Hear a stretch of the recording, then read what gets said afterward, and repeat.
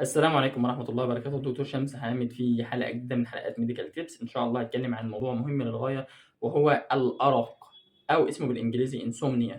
العلماء عرفوا الأرق ده بإنه difficulty in initiating sleep أو or maintaining sleep. يعني إيه الكلام ده؟ إيه الكلام الهيروغليفي ده؟ يعني صعوبة في إنك تبدأ النوم، إنك تنام أصلا قاعد على السرير بقالك 3 4 ساعات مش عارف تنام، أو إنك تواصل النوم. يعني إيه؟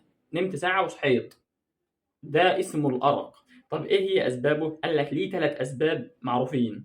يا إما القلق، أنت قلقان من حاجة اسمه anxiety، يا إما إنك متوقع حاجة، في حاجة مستنيها، دي اسمه anticipation، يا إما حالتك النفسية مش كويسة، عندك depression اكتئاب أو حاجة.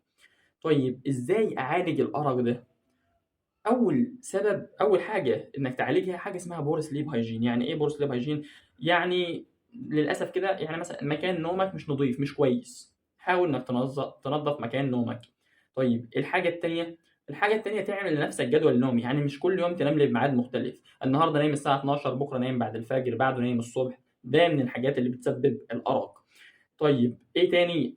ما تشربش كافيين، أي حاجة فيها كافيين أو تدخّن smoking أو تاكل أكلة تقيلة قبل ما تنام. حاول تنام زي الناس الطبيعية في وقت الليل، وجعلنا الليل لباسا وجعلنا النهار معاشًا. تنام في وقت الليل، تحاول تستغل وقت الليل إنك تنام فيه.